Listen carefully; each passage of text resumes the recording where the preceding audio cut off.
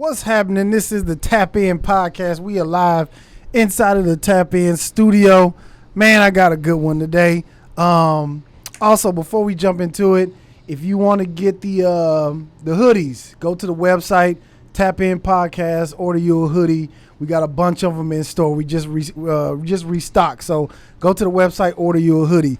Yo, with everything going on in the political field, I had to get somebody that is well versed or has a better knowledge of the subject than myself. I had to bring in my boy Trey. What's going on, Trey? How you doing, man? What's going on, man? Chilling, man. Glad to be here. Yes, sir, man.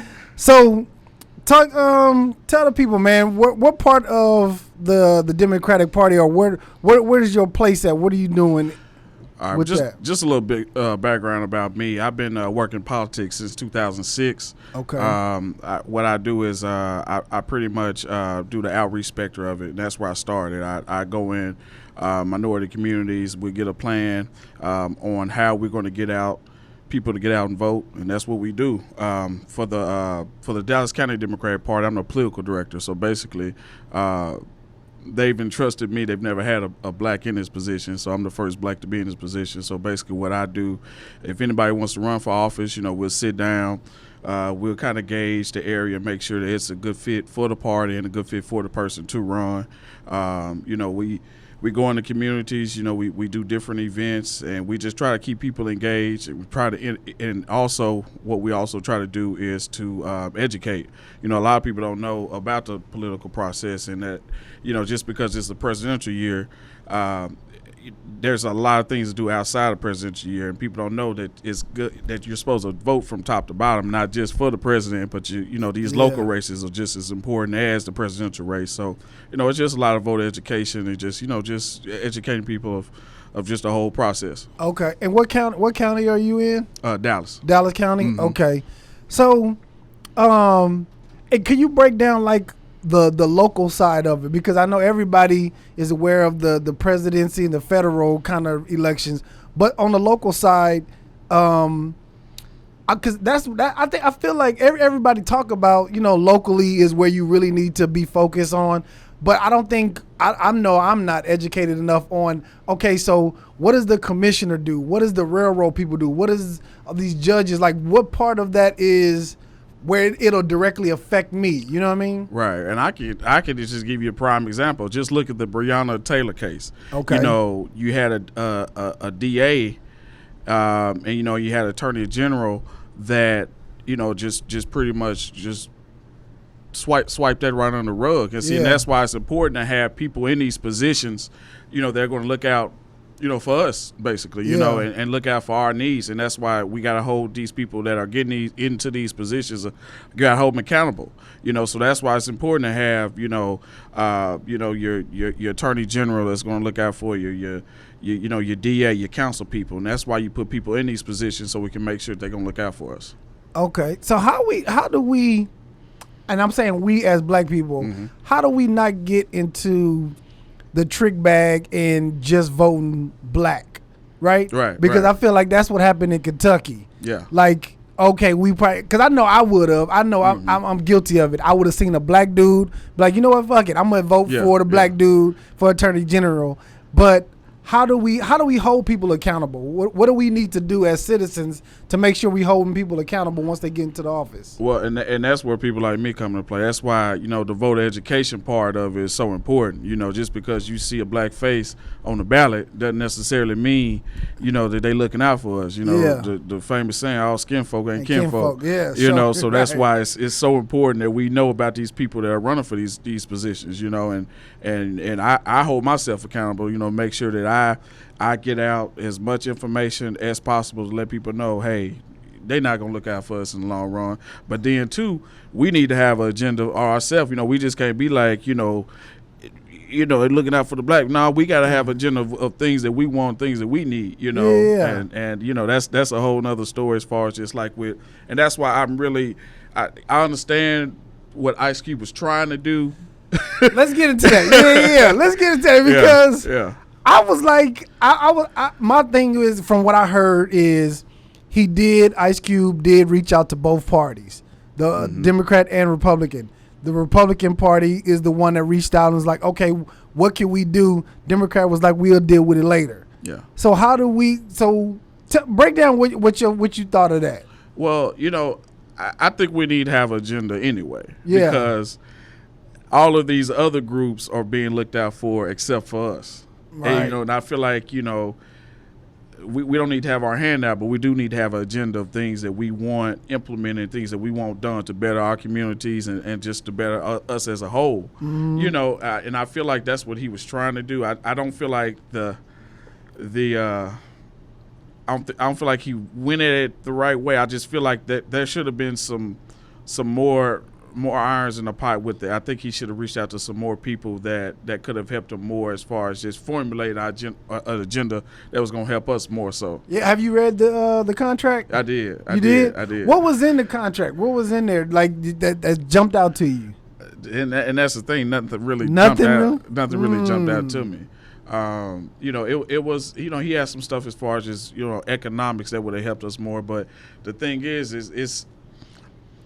it's different coming from somebody that already got bread. Right. You know what I'm saying? So that's why I feel like he should have had, people that are really in the struggle. Yeah. And that could, be like, hey, no, we need A, B, C, and D. So it's just kind of hard. You already got bread. You got long bread. Right. So so that, like I said, that's why I kind of didn't agree with, and like I said, just the whole execution of it and the timing. It's gonna happen at the worst time. Yeah. Now if you would have tried to do this at the beginning of his term, then I get it. Yeah. But you try to do this, at the tail end of an election year, and that's what I didn't agree with.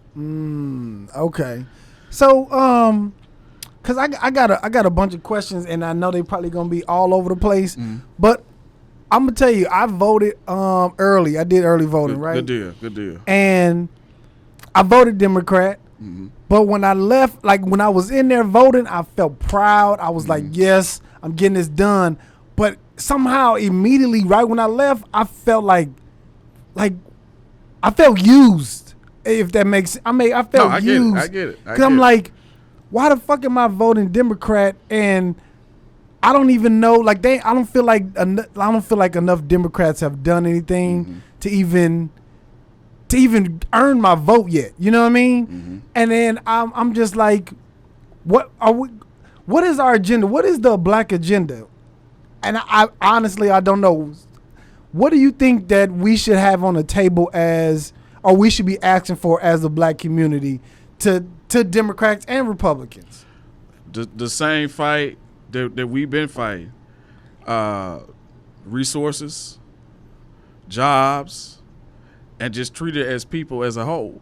I feel like we're not even treated equal to our counterparts. As you can see, we getting shot down in the streets every day, and the cops are getting acquitted for it. And in my eyes, it's just modern day lynching. Yeah. So what kind of things could be implemented that could change that though? Well, honestly, I think if we can kind of pull these police pensions and pull this police union, I think that'll change the game a whole lot because if they getting let go from their job but they still getting paid, they still getting pension, and you got unions, that still have all this money and that's pretty much running things, then things are not going to change. Things not going to change because, like I said, this problem is systemic. Right. Until we get to the core of this problem, it's going to keep going on. It's like putting a Band-Aid on cancer. You can't put a Band-Aid on cancer. You got to get to the root of it. You know what I'm saying? So I just feel like until we get to the root of the problem, it's just going to be an ongoing thing. Okay. And what so that'll take care of the I guess being treated right. Now on the finance side, the economics, what could be done or what could be implemented on that side?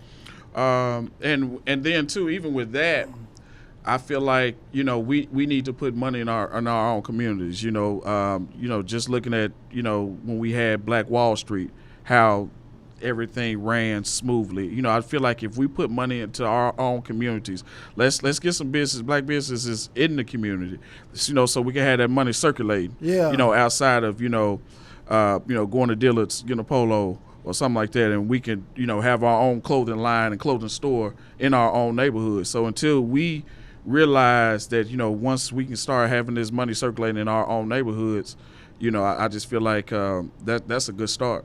Okay.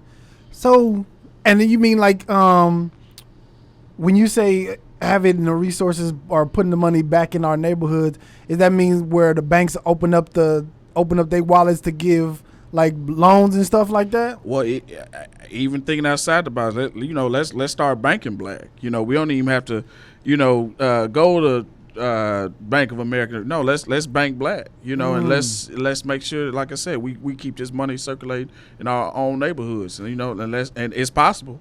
So that's stuff we need to do. We need to get our own gas stations, get our own beauty stores, and things like that. Until we do that, I just don't see us, moving forward to where we can get to. Yeah, because I got a One United bank account. You know what I mean? Yeah, I do too.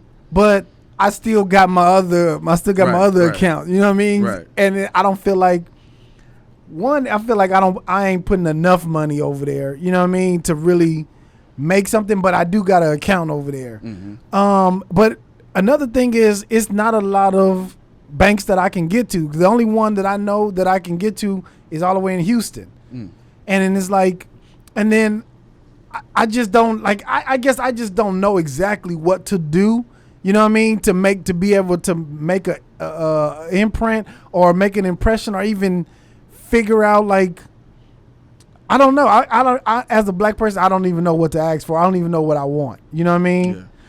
Yeah. And that's the thing too. That's why I say, we just need to sit down and we need to get an agenda. We need to get down things that we need, as a community, for us to move forward. And until we can do that, then I just feel like we're gonna still be in this same position that we're in.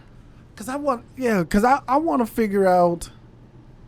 I think financial education is where I would be like, yes, if I figure out what to do with the money, then I will be better off with my money. Right, you know what I mean? right. Like, I don't want somebody just to give me a bunch of money. Let me figure out, because then that way I could teach my son, I could teach my daughters, you know what I mean? And then I can grow it that way. But also, I do want a little money too. You know what I mean? Yeah. But and with this whole stimulus package thing that happened, I'm like, if they just giving money away, why not give that reparations? You think that'll ever happen? I don't. Do I want it to happen? Yeah, I do, but I think more so. I think that I would want the reparations more so in land rather than bread. Give me land. I'd rather learn how to fish than for you to give me the fish. Right. So give me some land. Let me, put some property on land. Let me flip it that way, and give me my 4 eggs and a mule. That's what I want. Yeah. And I'm. Have you heard about the Our Black Party that Diddy is trying to push? I have not. You haven't? I have not. Well, he got something that's called Our Black Party, where it's not Republican, it's not Democrat, and it's just these are our terms, and whatever I just signed up for it because I'm like, I want to see what that is going to look like. Right. And what I'm guessing is the terms are going to be like, if you are going to be if you're going to live up to our terms, then we'll throw our vote behind either Republican or Democrat. My question is, and this is what I struggle with, I don't know what the agenda is of the Democrats, and I don't know what the agenda is of the Republicans, but to me it just seems like more Republicans are more racist, so then I automatically just throw my vote to Democrat. You know what I mean? Right. What is the agenda of the Democrats as a whole? I mean, as a whole, we definitely want democracy. Is the systems flawed on both ends? Yeah, the systems are both flawed. And I'll be the first to admit that. But the thing is that's why I feel like we should know these candidates, and that's why the people that we're putting in these positions, need to be held accountable. And that's why, like I said, we need to sit down, have an agenda, sort of like, what you said, Diddy had planned up. And if we can get an agenda and we can hold people accountable, I just feel like we'll make a turn for the better rather than make a turn for the worse. Because as you can see, the leadership that we currently have in the White House is divisive. You know, right. with you being president, you know, you think that he would be trying to bring people together, but yet he's, you know, bringing it apart, and it's sad to see where we've gone in the last 4 years, you know, and it's going to be hard to sit through another 4 years of that. So that's why it's so important. It's so key that everybody get out and vote, you know, use your constitutional right because people died for it, you know. So we just need to make sure that, you know, we get people in these positions and hold them accountable.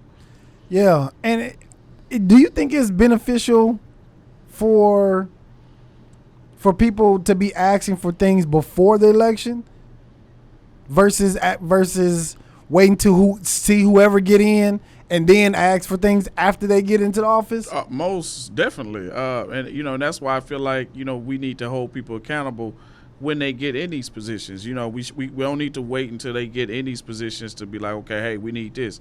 No, we going to let you know what we need now. Mm-hmm. And if, you know, you can't agree to that and you can't give us, you know, your word that you're going to do that, then you're not going to get our vote.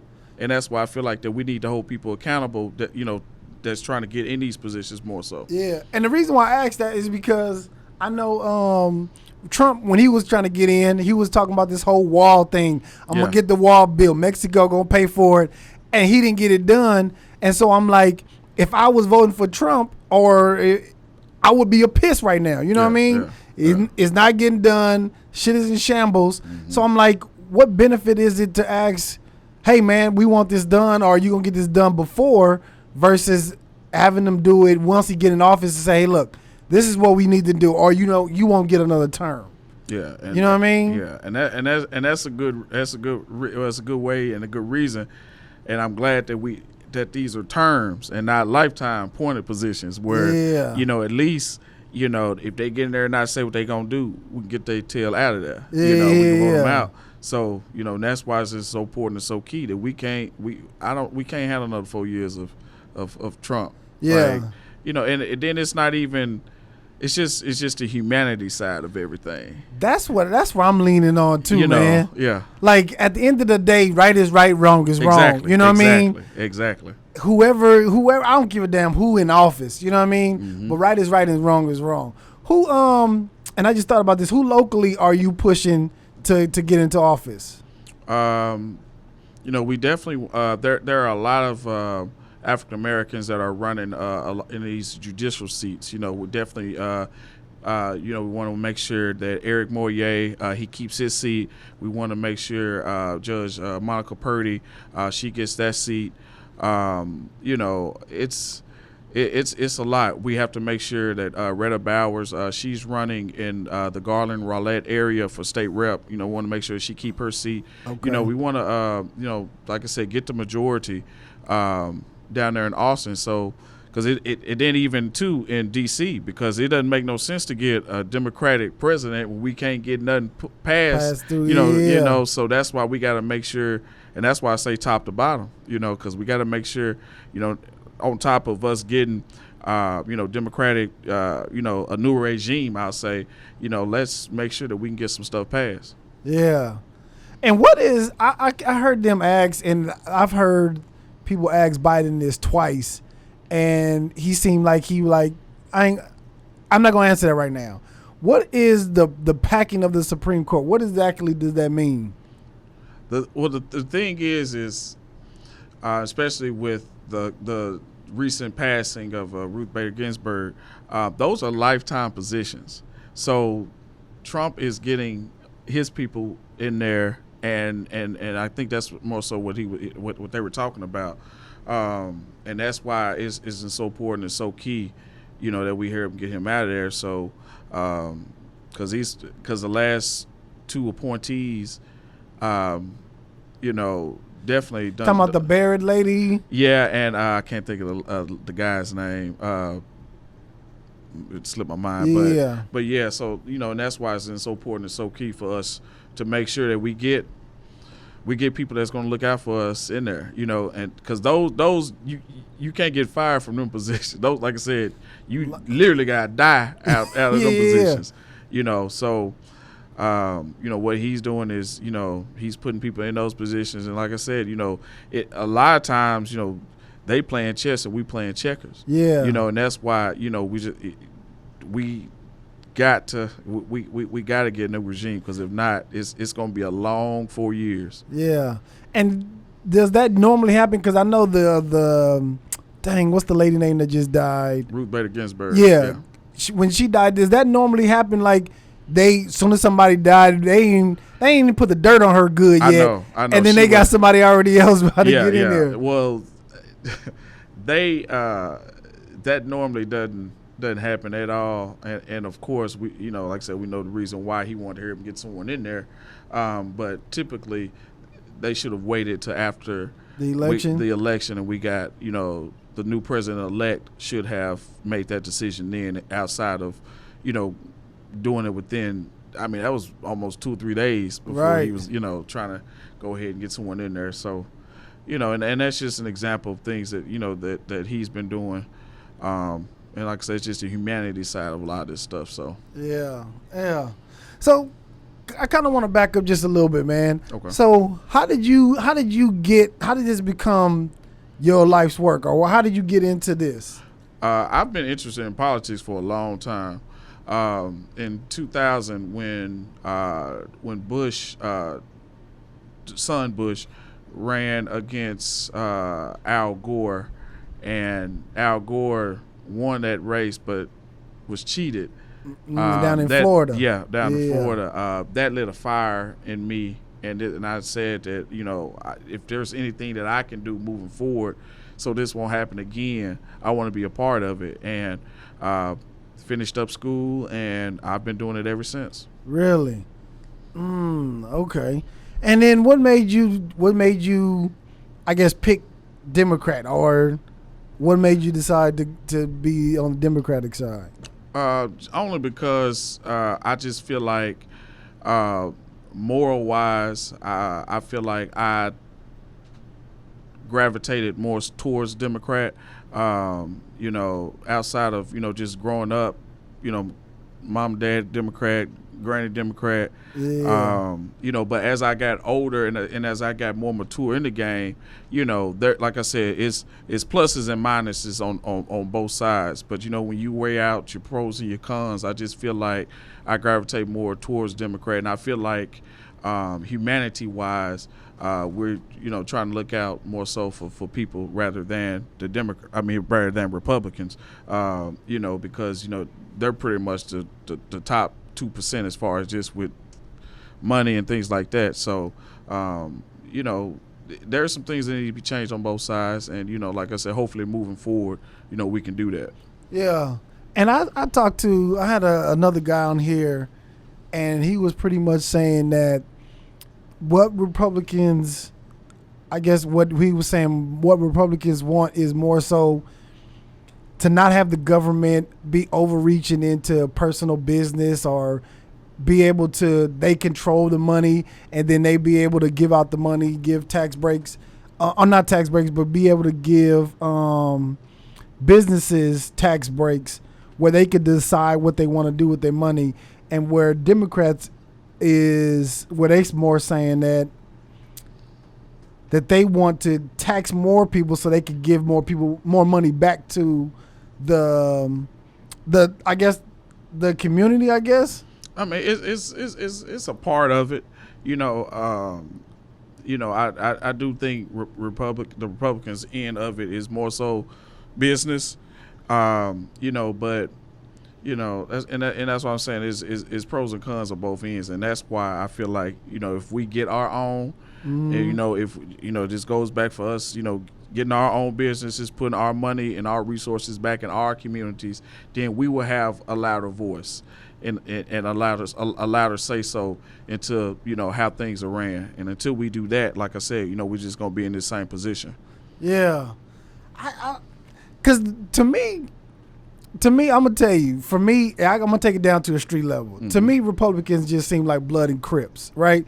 Whichever side that you on, then that's the side that you ride on. You know what I mean? It seemed almost like pick a side. You know what I mean? And then when I was voting, I was like, I really need to do more research because I know I'm not Democrat all the way down the board. You know what I mean? I know some things I may be more liberal, some things I'm more Republican, some things I'm more Democrat. And I was like, but I don't know.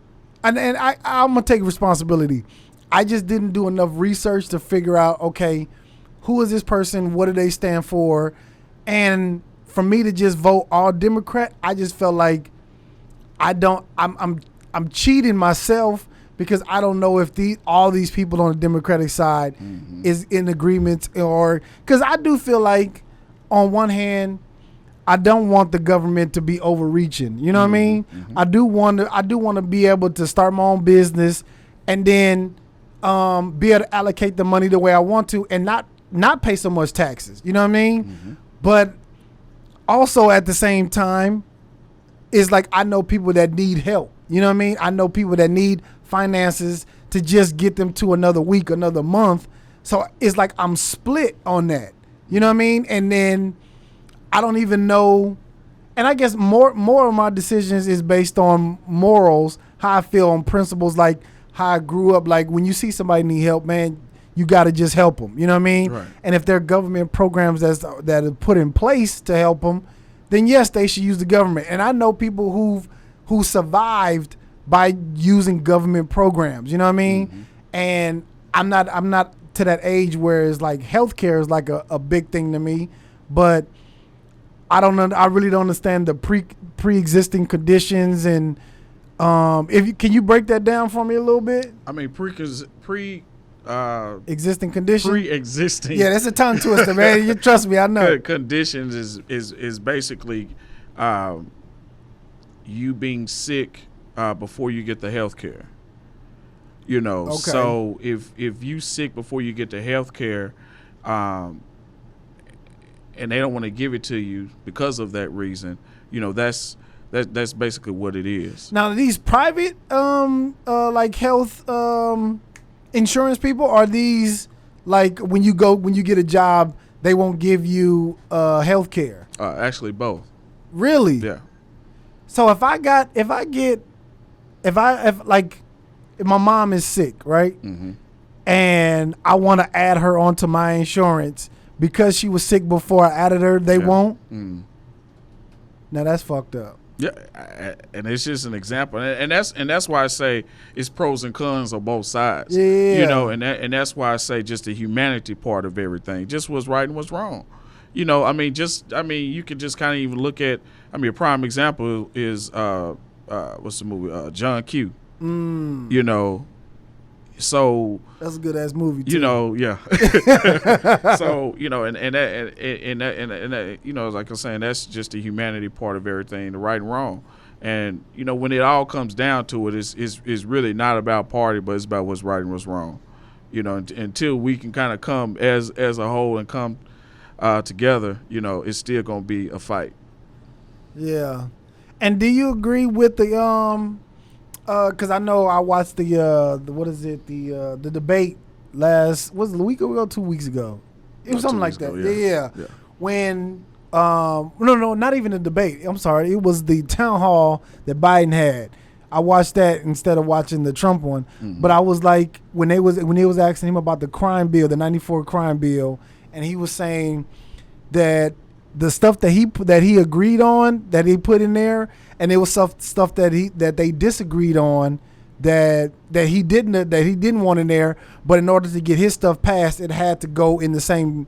It had to be all in one. I don't understand that, because I'm like, if he doesn't, does all this bill have to be in one, or I don't understand. I really don't understand that part. The way bill is, you know, is the fine print with some of that stuff just be so crazy, because you have a bill that'll be 100 pages, you know, and you know you have to read through everything on that bill.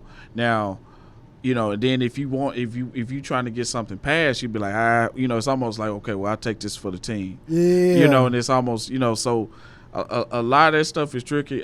I didn't, like I said, personally, I didn't agree with the crime bill.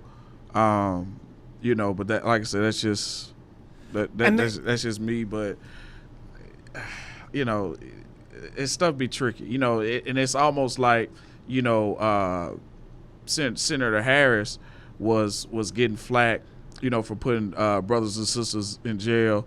But the thing is, with the job and the position that she was in, if you do something wrong, what else is she supposed to do? Exactly. I'm confused. Are we supposed to get a pass just because we black? If we do something wrong, there's consequences.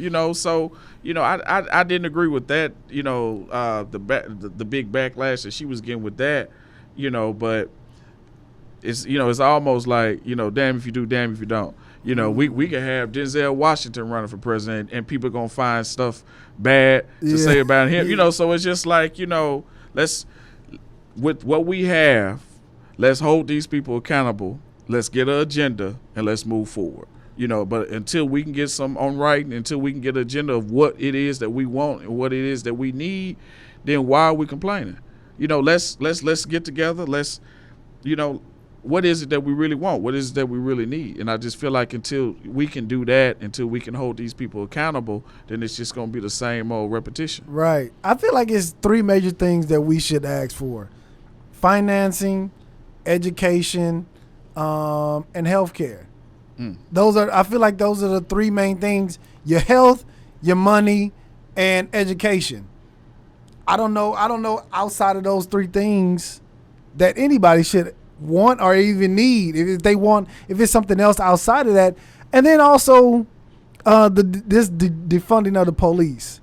I don't feel like the police should be defunded. And I think that's been a narrative pushed by either the media or the Republicans. I don't think it should be defunded.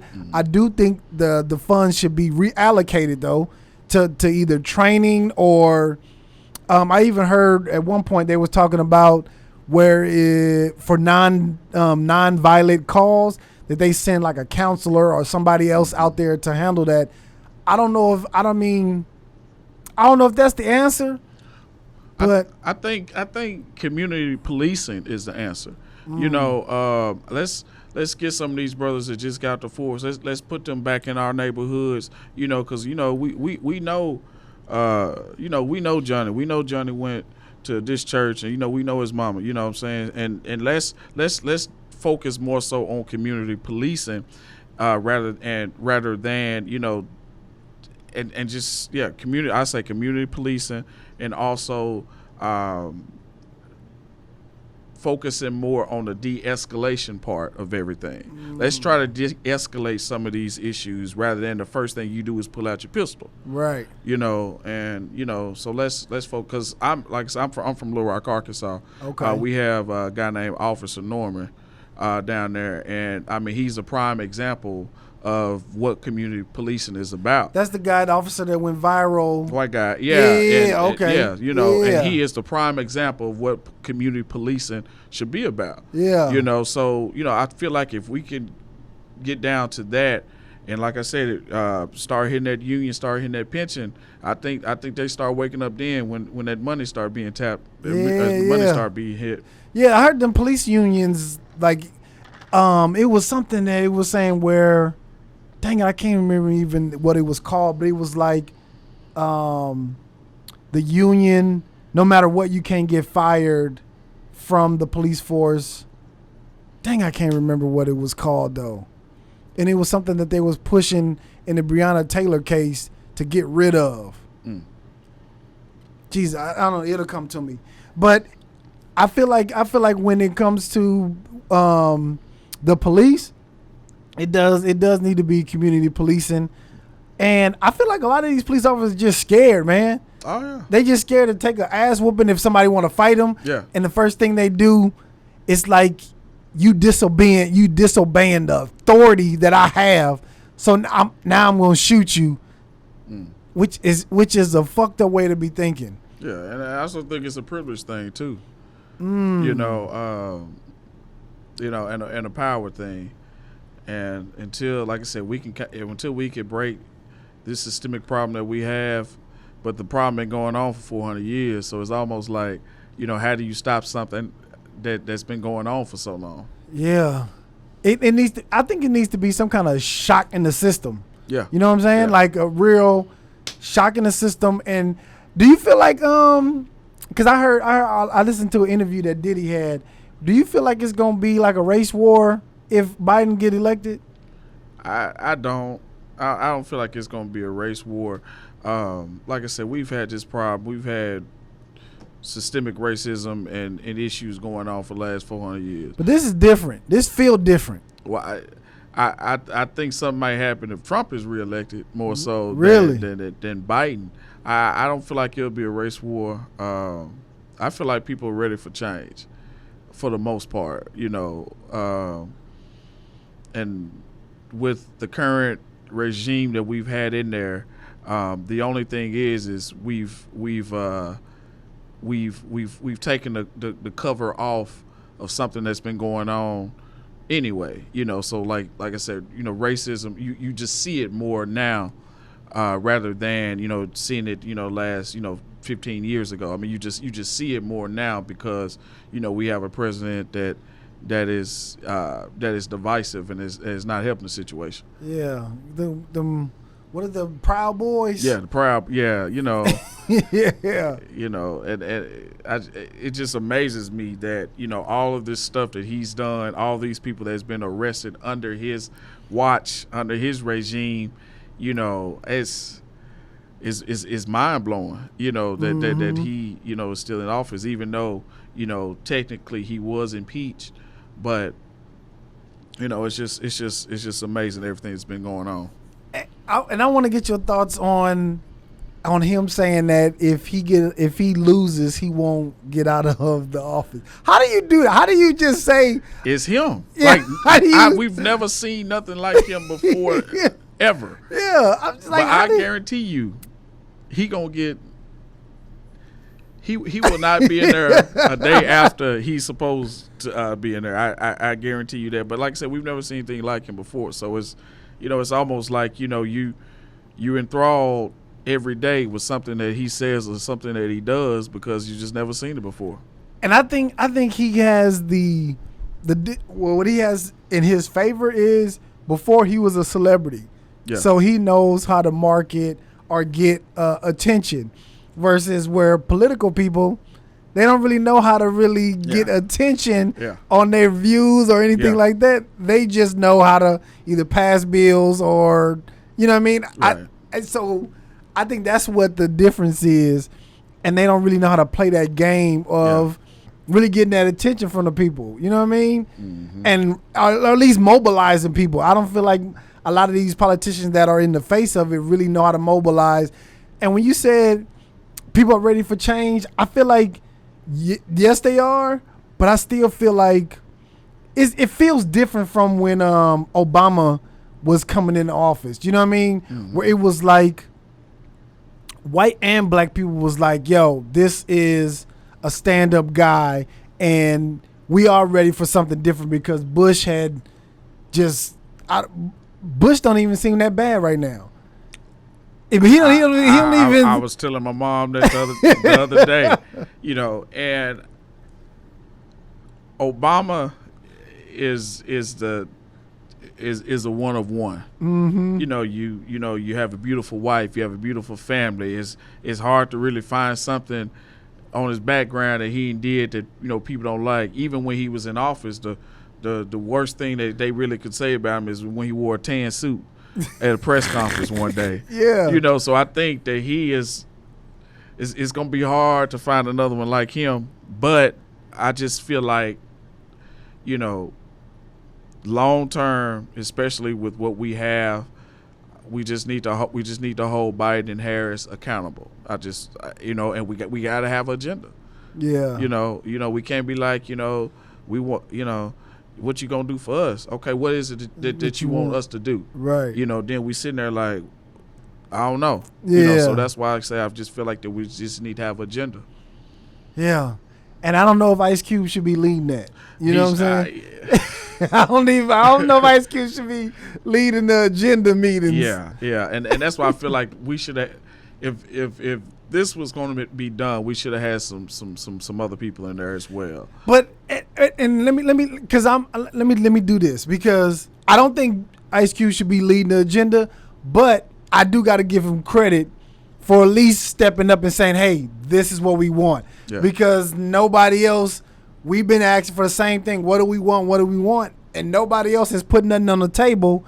So I think now with him stepping up, at least, at least it should be somebody else putting something together to say, like, Q, we're going to take some of this, we're going to take some of that, and we're going to put it on the table, and this is what we want, versus having nothing. You know what I mean? Yeah. Because I feel like if nobody going to do something, shit, don't beat me up for at least trying to do something. Right. You know what I mean? Right. And that's why I don't totally disagree, and I say totally disagree with what it was that he was trying to do. Mm-hmm. Now, all the extra stuff, hey,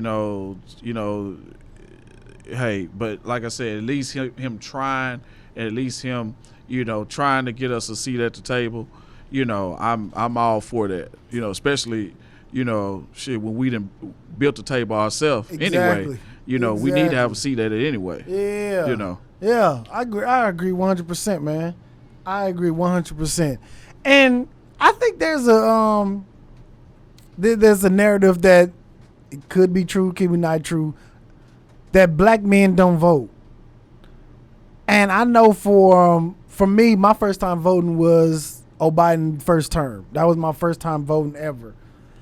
And up until that point, I just felt like none of the parties was speaking to me. Mm-hmm. I wasn't even a thought of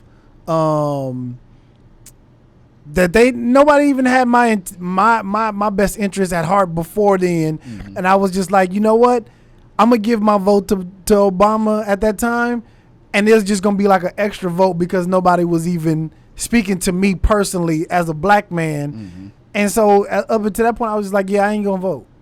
But ever since then, even in the primaries, I vote. Now I vote because I know how important it is. Right. You know what I mean? Right. So what can we do? What can, or at least politicians, what can they do to actually mobilize more black men to start voting? Well, first of all, we need to get into these communities on years that people are not running for office. Because we do not want to make it seem like, well, y'all only come around when it's election time. No, we need to be in these churches. We need to be in these barbershops. We need to be in these communities on outside of years that people are not running for office, so we can educate people of the whole democracy process, and the voting process in general. If you look at the numbers, the highest demographic of voters is the black woman from the age of 28 to 55. That's the highest percentage of voters in the whole United States. So that's one thing. Our sisters are gonna go out there and vote regardless, rain, sleet, snow, or hail, and they gonna early vote. Right. See, what we gonna do, we gonna wait till the last damn day to go vote, and then you can get sick, your car can break down, anything can happen on that last day. So that's why it's so important to early vote. Until we start more so focusing on the education piece of it and just educating about the whole democracy process, I feel like, it's still going to be, we still going to have this same low number of black men getting out to vote. Yeah. And I think black men, I think we are sometimes our ego may get in the way. And it's like, I know sometimes how I feel like they ain't talking to me. You know what I mean? They ain't interested in what I'm interested in. You know what I mean? Mm-hmm. I gotta take care of my family. I gotta go make this bread. I'm not finna take 2 hours off of work, which is missing money, or take 2 hours if I'm running my business to go do that. Like, I'm gonna figure out a way. You know what I mean? I feel like majority of black men think like that. Like, I'll figure out a way to do it myself. Mm-hmm. You know what I mean? Mm-hmm. And nobody, because there's no government assistance for black men. There's no program set aside for black men. And And I feel like we just kind of ostracized from the political process as a whole. You know what I mean? Mm-hmm. And this is somebody who now votes every single time. But like I said earlier, sometimes I just feel like I should be giving my vote away. You know what I mean? Right. I feel like, I feel like a lot of these elected officials that we have that are African American, what they need to start doing more so is grooming for somebody to get that baton to be the next person. Instead of just trying to stay on as long as possible. Let's start grooming some of these young men and some of these young women to get in these positions, so because we know that, hey, okay, they going to look out for me. Okay, they look like me and they going to look out for me. So until, we start holding these elected officials that have been in these seats for 20, 30, 40 years, like, hey, okay, who's next? Who you grooming to be next in line? Yeah. And I just feel like that's a problem too. We need to start grooming for the next. Let's start grooming for the next Obama. Let's start grooming for the next JWP. Let's start grooming for the next. And until we do that, I just feel like it's just gonna be the same old mundane thing. Yeah. And as you're a campaign manager, right? Or you just? I've done some campaign managing. Like I said, more so I'm kind of the guy behind the scenes to kind of make sure things happen the way that it's supposed to happen. Okay, so okay. So maybe you can speak to this because once the election time come, I see a bunch of either politicians start going to churches. Be honest, are the churches in bed with the politicians, or are they somehow in cahoots with the politicians? Because I see Republicans going to black churches and like they don't even know how to clap during the, you know what I mean? They don't do the devotion like. Well, politicians know that the foundation of all the civil rights movement, the Voting Act, everything is the black church. So they know that it's the black church. They know it's the barbershop and it's the beauty shop on Fridays and Saturdays, so what they're just trying to do, they know that people are going to be there. And like I said, it's just gauging support. So if you got support of the pastor and the pastor got 5,000 people in his congregation. Is he getting broke off though? Is the pastor getting broke off to allow the politicians? I would be lying if I don't know. I'll just say I don't know. Like I said, nothing is perfect. I'll say, So I can't say from one end to another, but I'm pretty sure that scratch my back, I'll scratch yours in the long run. Yeah. But I mean that's just like with anything else, though. So. I just feel like, people know that the foundation, of just the black community in general is the black church. Yeah. So they feel like if they can gauge support within the black church, then they'll have a lot of support in the area. And I wouldn't even care if they, you know what I mean? But I need you to at least go there more than just around election time. You know what I mean? Exactly. That's all. Exactly. And I want you to be on beat when they, you know what I mean? That's what I really want. Don't be going there faking and shaking. Yeah. It's like, yeah. First of all, you're using Jesus, you know what I mean? And you're using the people who really come there to get some kind of spiritual uplifting. Right. So I'm just like, all of this seemed like it's just, the optics of it just seemed like it's just a song and dance, man. Yeah. It just seems like this shit is fake, and once they get once they get their position, they'll be back in another 4 years. They'll be back in another 2 years. Yeah. It just seems like that. You know what I mean? Well, and that's why it's time for us, and when I say us, I mean me and people that's in the dwellings and everything to change that narrative. I'm in the community. Like I stay in the middle. I got a house in the middle of Oak Cliff. Okay. And I'm in the community. People know that, like I said, if I come around, it's just not going to be around election time. So until we start to break that stigma and that notion, then people are gonna always think that like, we just see you around election time. Yeah. And we gotta break that narrative. We have to break that narrative. Yeah. And I know you probably is in the community. Matter of fact, would you ever consider running for office? It would have to be the perfect position where I could actually make a change. I don't want to be in a position where I'm running just for clout and just for notoriety. I need to be in a position where I can actually help people. I have a 16-year-old son, so it's about me, being that positive influence, to him, so he can look and see, okay, well, if my dad do it, I can do it. So I just don't want to be in a position or run for office just to run for it. I want to run for it to knowing that I'm going to make a change. Yeah. Yeah, that's what's up. And one last thing before we let you go, man. Thank you for coming through. Appreciate it. Yeah, appreciate it. So, can you break down the thing? And I should have learned this in class. Break down the House and the Senate and what needs to happen in that, so we can, even if Biden does get elected, that we make sure we get laws passed and bills passed. So you have the House and you have the Senate. So basically the House, that would be like that's the House of Representatives. So what happens is once you get a bill that's drafted, you take it through the House. Okay. If it can get through the House, then they'll take it to the Senate, and if it can get past the Senate, then it could be a bill.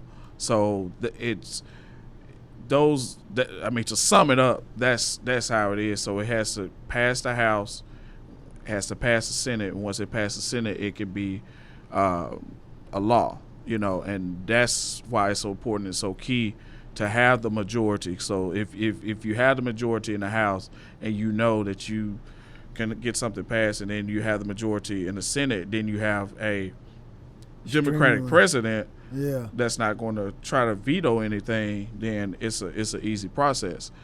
So that's why it's so important, it's so key that you vote from top to bottom, and not just for the president, for these state reps, for these U.S. Senate races.